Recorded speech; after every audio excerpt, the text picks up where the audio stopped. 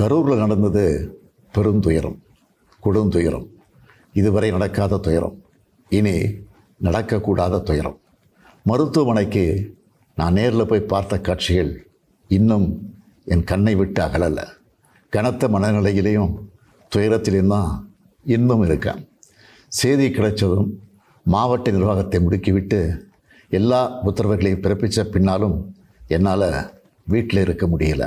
உடனே அன்றைக்கி நைட்டே கரூருக்கு போனேன். குழந்தைகள், பெண்கள்னு 41 உயிர்களை நாம் இழந்திருக்கிறோம். இறந்து போனவங்க குடும்பத்துக்கு தலா 10 லட்சம் ரூபாய் அறிவித்து அதை உடனடியாக வழங்கிட்டு இருக்கோம். ஹாஸ்பிட்டலில் சிகிச்சை பெற்று வர்றவங்களுக்கு அரசு சார்பில் முழு சிகிச்சையை வழங்கி வரோம். நடந்த சம்பவங்களுக்கான முழுமையான உண்மையான காரணத்தை ஆராய முன்னாள் நீதியரசர் அருணா ஜெகதீசன் அவர்கள் தலைமையில் ஒரு நபர் விசாரணை ஆணையம் அமைக்கப்பட்டிருக்கு. ஆணையத்தோட அறிக்கை அடிப்படையில் அரசோட அடுத்த கட்ட நடவடிக்கையில் இருக்கும்னு உறுதியளிக்கிறேன். இதற்கிடையே சோஷியல் மீடியாவில் சிலர் பரப்புகிற வதந்திகளையும் பொய் செய்திகளையும் பார்த்துட்டு தான் இருக்கேன்.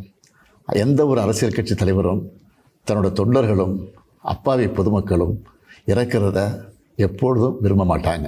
இந்த சம்பவத்தில் உயிரிழந்தவங்க எந்த கட்சி சார்ந்தவங்களாக இருந்தாலும் என்னை பொறுத்த வரைக்கும் அவங்க நம்மளோட தமிழ் உறவுகள். எனவே சோகமும் துயரமும் சூழ்ந்திருக்கக்கூடிய இந்த நிலையில் பொறுப்பற்ற முறையில் விஷமத்தனமான செய்திகளை தவிர்க்கணும்னு கேட்டுக்கிறேன். அரசியல் கட்சிகள், பொது அமைப்புகள் இது போன்ற நிகழ்ச்சிகள் நடத்தும்போது இனி வரும் காலங்களில் எத்தகைய பொறுப்போடு நடந்துக்கணும்ன்ற விதிமுறைகளை வகுக்க வேண்டியது நம்ம எல்லோருடைய கடமை.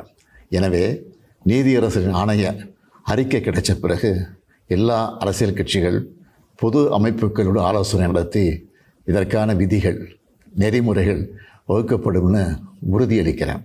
அத்தகைய நெறிமுறைகளுக்கு எல்லாரும் ஒத்துழைப்பு தருவாங்கன்னு நம்புகிறேன். மனித உயிர்களே எல்லாத்துக்கும் மேலானது. மானுடப்பற்றே அனைவருக்கும் வேண்டியது. அரசியல் நிலைப்பாடுகள், கொள்கை முரண்பாடுகள், தனி மனித பகைகள்னு எல்லாத்தையும் விலக்கி வச்சுட்டு எல்லாரும் மக்களுடைய நலனுக்காக சிந்திக்கணும்னு கேட்டுக்கிறேன். தமிழ்நாடு எப்போவுமே நாட்டுக்கு பல வகைகளில் முன்னோடியாகத்தான் இருந்திருக்கு. இதுபோன்ற நிகழ்வுகள் இனி எந்த காலத்திலையும் நடக்காமல் தடுக்க வேண்டியது நம்ம எல்லோருடைய கடமை. நன்றி, வணக்கம்.